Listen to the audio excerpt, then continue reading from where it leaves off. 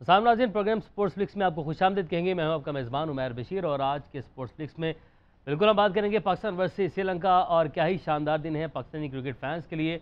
और एक बड़े अरसे के बाद, एक तवील इंतज़ार के बाद हम ये कह सकते हैं कि जो फाइटिंग स्पिरिट है जब वो टीम में देखा जा रहा है और जो टारगेट्स आप लोग अचीव नहीं कर सकते, जो एक बैड पैच आया पाकिस्तान की क्रिकेट फैंस के लिए, हम इसमें कह सकते हैं 2010 के बाद से 2017-18 तक एक ऐसा पीरियड था जिसमें पाकिस्तानी जो फैंस हैं बड़े दिल बर्दाश्ता रहे। पाकिस्तान अच्छी फतूहात नहीं हासिल कर सका और समटाइम ऐसा हो कि टारगेट के करीब जाके टीम कोलैप्स कर गई। तो अब वो दौर हम ये कह सकते हैं कि ख़त्म हो चुका है, होता दिखाई नहीं दे रहा बल्कि ख़त्म हो चुका है। क्योंकि क्या शानदार एक और टारगेट पाकिस्तान की जानिब से चेज़ किया गया है। बहुत सारे रिकॉर्ड्स अब्दुल्ला शफीक ने बनाए हैं, नौजवान बल्लेबाज वो छा गए और पाकिस्तान को मैच उन्होंने फिनिश करके दिखाया। न सिर्फ उन्होंने अपनी जो पर्सनल माइलस्टोन था सेंचुरी स्कोर की, बल्कि पाकिस्तान को उन्होंने वो मैच जो पाकिस्तान की जो जीत है उसे यकीनी बनाया और एंड तक वो डटे रहे, खड़े रहे। तो इस पर आज के स्पोर्ट्स में हम लोग बात करेंगे, इस इनिंग के ऊपर बात करेंगे, सारी डिटेल से डिस्कशन होगी। फॉर्मर कैप्टन सलमान भट्ट हमारे साथ मौजूद हैं। सलमान, अस्सलाम वालेकुम और बहुत मुबारक हो। पाकिस्तान ने क्या मैच जीता? वालेकुम अस्सलाम उमैर, पाकिस्तान की पूरी कौम को और आपको तमाम देखने वालों को बहुत बहुत मुबारक हो।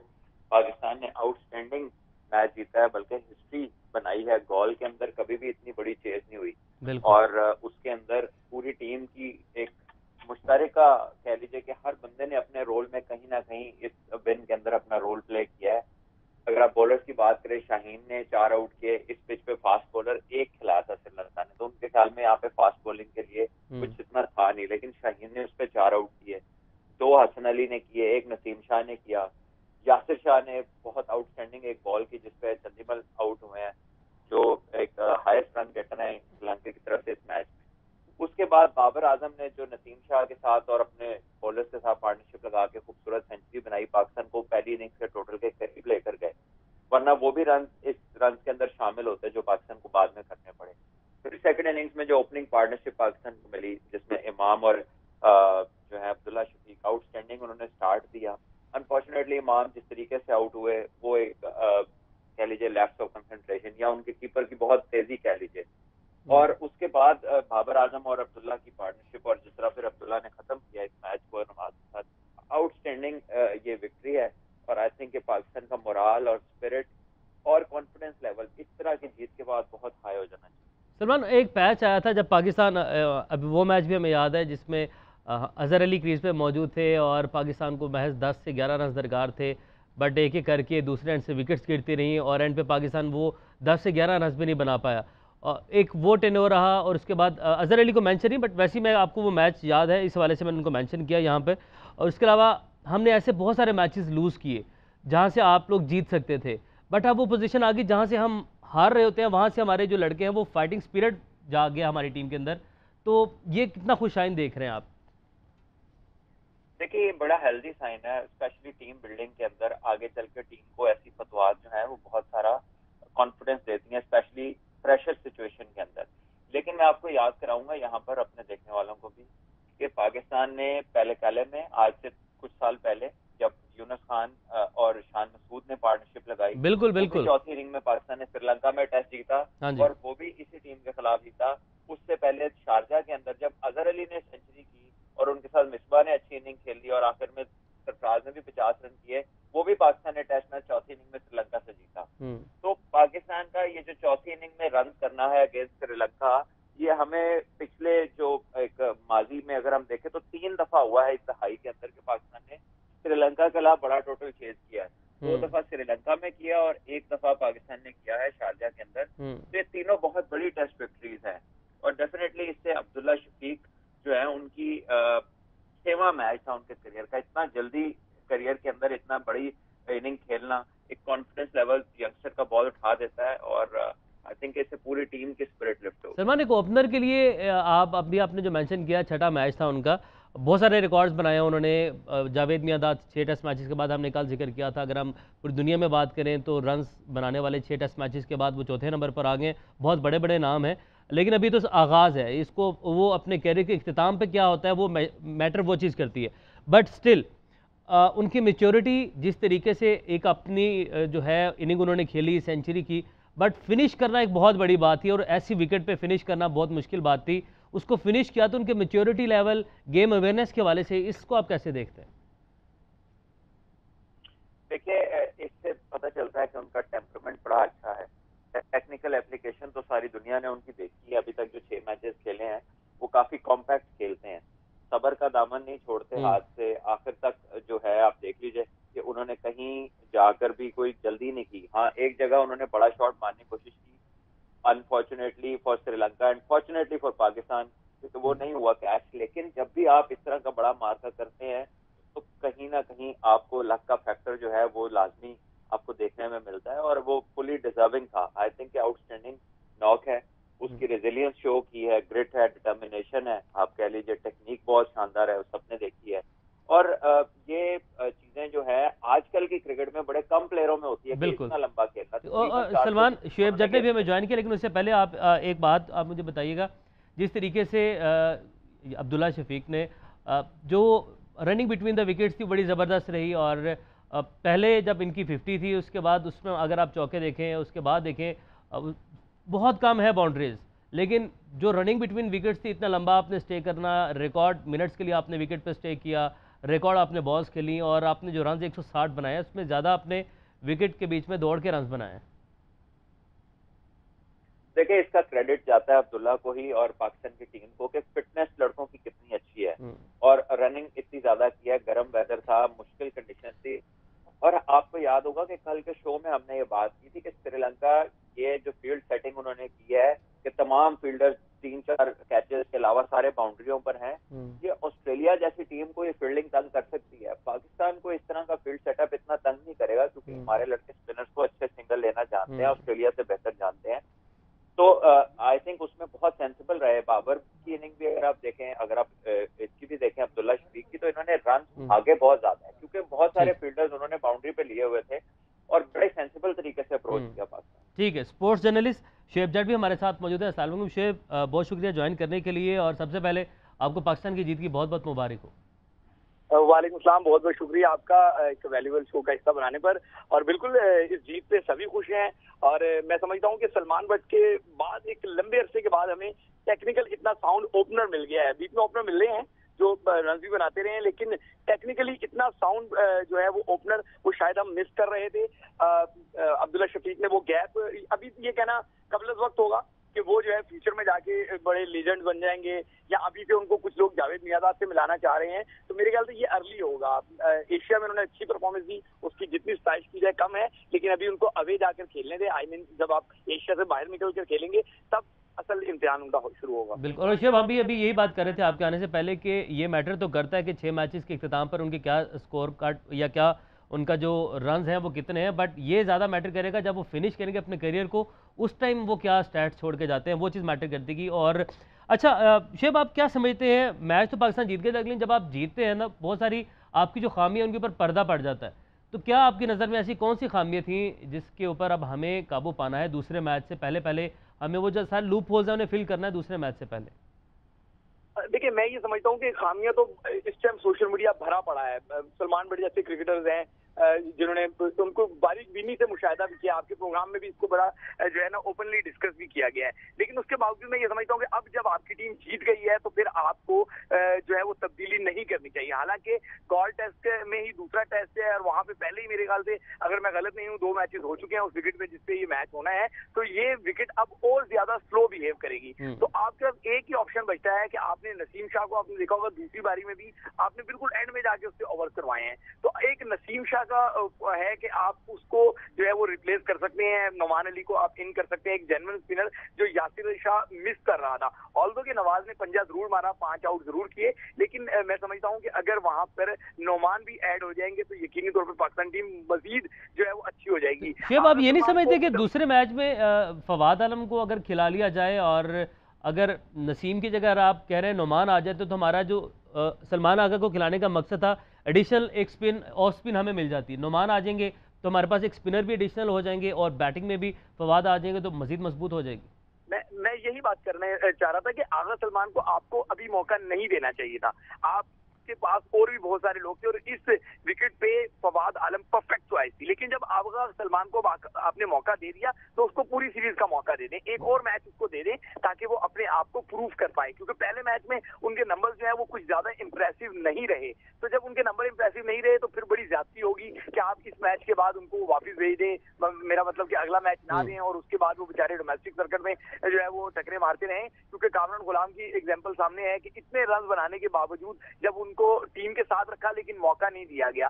तो जिसको मौका मिल रहा है उसको फिर पूरा मौका देना चाहिए, वरना क्या होगा, जिसको आधा मौका मिला वो भी रो रहा है, जिसको मौका नहीं मिला वो भी रो रहा है। फिलहाल मैं ये समझता हूं कि आपको प्लेइंग 11 में अगर तब्दीली करनी है तो सिर्फ एक नसीम शाह की करनी चाहिए, अदरवाइज आपको जो है वो उसमें जाना चाहिए। जहां तक फवाद आलम की बात रही, यकीनी तौर पर मैं भी उस पर आवाज उठा रहा हूँ, बाकी उठा रहे हैं, लेकिन एक बात समझने की जरूरत है, सिर्फ ऑस्ट्रेलिया की सीरीज ही उनके की बुरी नहीं गई। यहाँ जो 3 रोज का वार्म अप मैच था उसमें भी फवाद आलम कुछ अच्छी परफॉर्मेंस नहीं दिखा पाए, जबकि आगा सलमान ने वहां पे 50 स्कोर किए थे। तो मुझे ऐसा लगता है कि मैनेजमेंट ने इस बात को मद्देनजर रखते हुए आगा सलमान को उतारा था। अब मैं ये समझता हूँ कि उसको बाहर करना ज्यादती होगी। जब आपने मौका देना है तो पूरा मौका दें। फवाद को होम सीरीज में मौका ले लेंगे। ठीक है सलमान, फवाद को आप भी यही समझ रहे हैं कि सलमान आगा को दूसरा मैच भी दिया जाए, और मौका अगर बिल्कुल पॉइंट तो बड़ा वैलिड है कि अगर मौका दिया है तो फिर मुकम्मल मौका दिया जाए, 2 मैचेस तो एटलीस्ट मिले ना आपको, सीरीज के 2 ही मैचेस हैं, ये तो मिल जाए। देखिए, एक तज्जिया निगार और एक जो है एक नॉन क्रिकेटिंग ओपिनियन में अगर देखें तो बिल्कुल बात बेहतरीन है जो शोएब ने किया है, लेकिन मसला ये है कि ये जो पिच है और यहाँ पर जो अपोजिशन पाकिस्तान के खिलाफ खेली है उनकी स्ट्रेंथ क्या है। उनकी स्ट्रेंथ है प्रभात जयसूर्या। वो क्या करते हैं, वो लेफ्ट आर्म स्पिन करते हैं। उनको बेहतर खेलने के चांसेस किसके हैं, वो लेफ्ट हैंडर्स के हैं ज्यादा।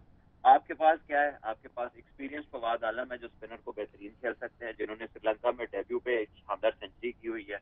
और पाकिस्तान को यहाँ पर उनको काउंटर करना चाहिए, क्योंकि ये जो स्पिन विकेट है जिसमें अभी शोएब ने बताया कि तीसरा मैच होगा इसी पिच के ऊपर, तो लाजमी इस पे फिर ज्यादा स्पिन मिलेगा। तो आई थिंक आगा सलमान को ये नहीं है जो वो टीम से बाहर हो जाएंगे, उन्हें मजीद मौके दें, लेकिन वहां पर दें जहां पर उनका मौका बनता है। सलमान, आप कह रहे हैं कि ये नहीं है कि टीम से बाहर हो जाएंगे, लेकिन अगर हम बात करें अपनी हिस्ट्री की तो होता यही है। ऐसे बहुत सारे लड़के आए हैं जो कि बगैर खेले ही बाहर हो गए टीम से। अब डर यही है कि अगर आगा सलमान को मौका नहीं मिलता तो बाहर हो जाएगा। नहीं, देखें, अब वहां पर फिर आपके कप्तान को खड़े होना है। आपके चीफ सेलेक्टर भी वही है, आपके कप्तान भी वही है, दोनों स्टेबल हैं, टीम अच्छा करी है, कोई कहीं नहीं जा रहा। तो ऐसे में इस तरह का जो कह लगे अच्छी बात नहीं होगी कि अगर आप किसी को एक मैच खिलाए और उसके बाद क्रिकेट ना मिले उसको, तो डेफिनेटली वो देखना चाहिए कि उसको कंसिस्टेंट चांसेस मिले।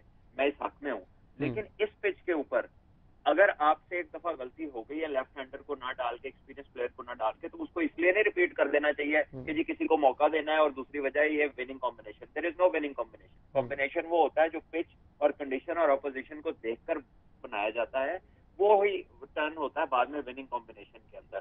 तो अल्लाह ने पाकिस्तान को 2 बेहतरीन सेंचुरियां दे दी, एक ये मुश्किल मैच जिता दिया जो कि बहुत दुनिया एक्सपेक्ट नहीं कर रही थी कि पाकिस्तान जीतेगा। इसका मतलब ये नहीं है कि जो चीज हम जो हमने करनी चाहिए थी और हमने नहीं किया, अब हम दोबारा भी वही रिपीट करें और उसको ना करें। मेरा ख्याल है कि फवाद को खेलना चाहिए।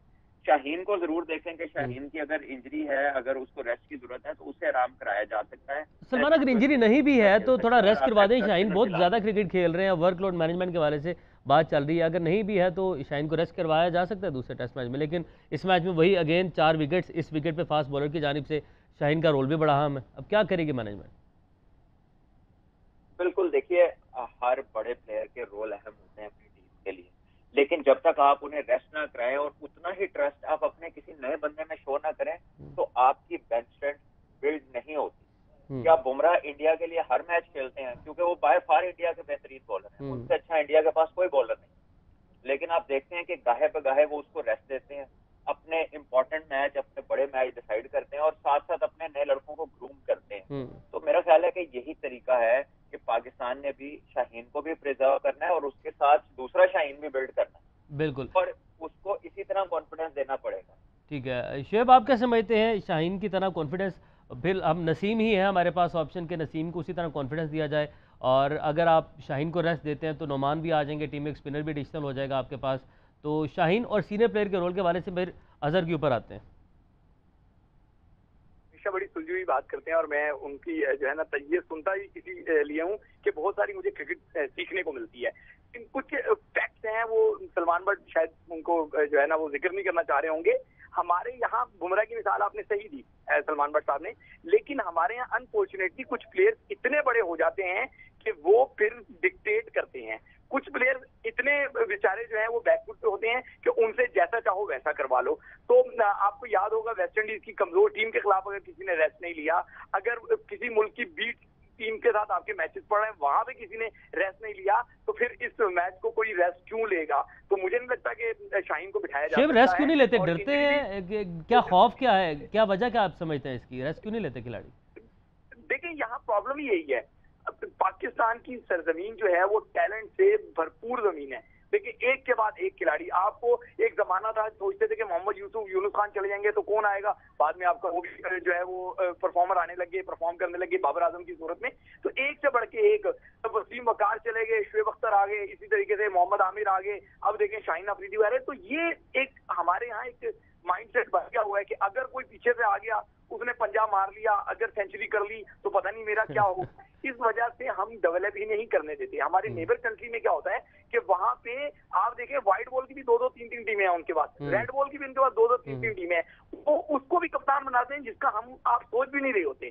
तो वो तजर्बात करते हैं क्योंकि वहां पे बोर्ड स्ट्रॉन्ग है, वहां पे कोई खिलाड़ी डिक्टेटर की सूरत में नजर नहीं आता। जब डिक्टेटरशिप वहां चल रही होती है तो फिर जो उनके साथ अभी दुबई में यूएई वर्ल्ड कप में हुआ कि टीम के अंदर रिफ्ट थी तो उनकी टीम मजबूत होने के बावजूद शराजे की तरह बिखरी हुई थी। वापिस हम अपने मैच पे आ जाते हैं। मुझे ऐसा लगता है कि ये अगर चेंज करेंगे तो इनको ये करेंगे नसीम शाह को। बट साहब की बात बिल्कुल सही है कि कंपोजिशन आपने बनानी है अपोजिशन को देख के, तो वहां पे फवाद आलम डिजर्व करते हैं। लेकिन मामला यही है कि बाबर आजम ओपन करना भी जानते हैं, आपका एक ओपनर जो है वो परफॉर्म नहीं कर रहा, तो अगर आपने लेफ्टी इंडक्ट करना ही है फवाद वहां भी हो सकते हैं। ऑलरेडी टीम में नवाज और शाहीन तो खैर बैटिंग नहीं करते, नवाज और जो है इमाम उल हक वो लेफ्टी ओपनर हैं आपके पास। ठीक है सलमान, यासिर शाह ने बड़ी ज़बरदस्त बॉल की, बॉल ऑफ सेंचुरी के साथ उसको कंपैरिजन भी किया जा रहा है और बड़ी अच्छी उन्होंने वो गेंद करके वो विकेट भी हासिल की, लेकिन नवाज भी बड़ा इंप्रेसिव रहे, 5 विकेट्स नवाज ने ली। यासिर आपको मुकम्मल फिट भी दिखाई दिए हैं और एक गेंद बहुत अच्छी थी, इसमें कोई शक नहीं, विकेट्स भी अच्छी ली, बट रन्स बहुत ज़्यादा यासिर की तरफ से जो है वो लीक हुए थे।